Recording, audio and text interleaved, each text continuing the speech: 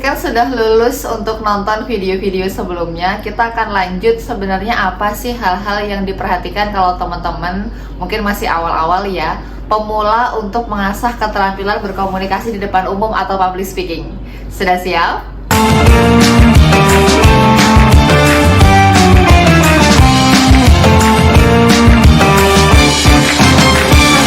Apa sih sebenarnya persiapan orang-orang kalau misalkan mereka sedang menyampaikan materi di depan banyak orang? Kenapa kok kalau misalkan nonton di YouTube atau menyimak di webinar, di acara seminar, pidato ataupun yang lain, kok kayaknya mereka paripurna banget ya? Kok kayaknya lancar banget gitu kan? Itu apa sih persiapannya? Ini banyak banget juga ditanyain sama teman-teman. Resepnya apa gitu ya?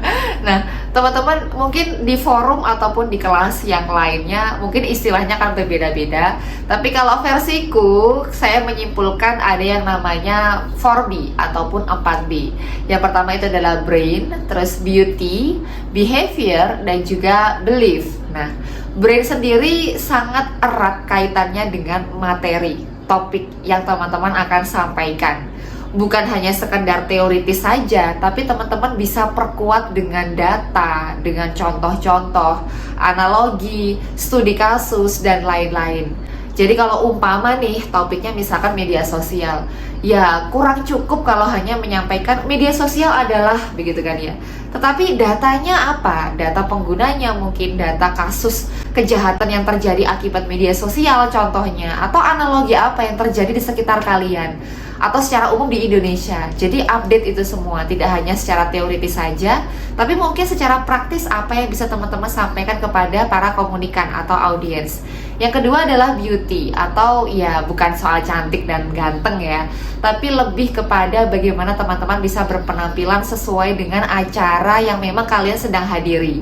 Kalau memang acaranya santai, casual aja, misalkan kayak jalan sehat gitu ya, ya harusnya pakai baju olahraga, ya masa iya pakai gaun 10 meter panjangnya ekornya gitu ya. Nah, jadi disesuaikan aja dengan konteks acaranya. Jadi teman-teman ini tidak kemudian ketika datang terus berpenampilannya mungkin dalam tanda kutip kurang pas, atau teman-teman juga kurang nyaman, akhirnya yang harusnya bisa cetar gitu kan ya, ketika menyampaikan materi, teman-teman kayak sibuk, aduh kok bajuku gini, aduh kok ternyata warnanya monokrom, tapi teman-teman datang dengan warna kuning menyala misalkan. Akhirnya teman-teman takutnya tidak berfokus dengan apa materi, tugas teman-teman untuk menyampaikan pesan kepada audiens, tapi malah sibuk dengan diri sendiri yang kayaknya kurang pede, salah kostum, dan lain-lain.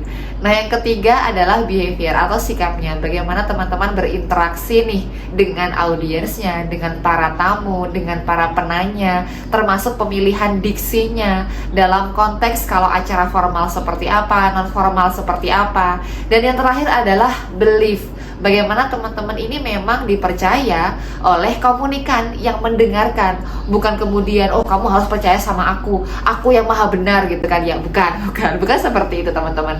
Maksudnya adalah berarti informasi, materi, topik ataupun wawasan yang teman-teman sampaikan kepada komunikan ataupun audiens ini memang sesuatu yang teman-teman kuasai atau mungkin terdalam, pelajari, bahkan teman-teman ini juga menyatakannya dengan sejujur-jujurnya, tanpa ada hoax, tanpa ada kebohongan, tanpa ada informasi palsu, yang artinya memang oh iya, memang ini pembicara yang kredibel, yang berpengalaman, dan lain-lain.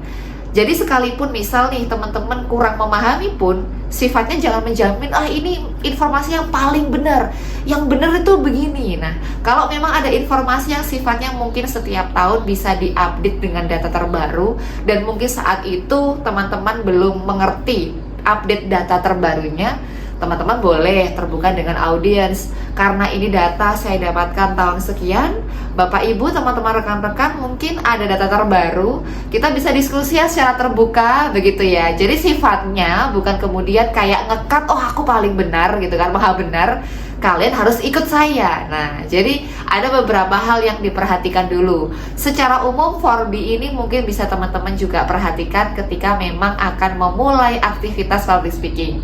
Atau kalian ada pendapat lain, ada sesuatu yang mau kalian bagikan di sini, boleh banget tulis di kolom komentar ya.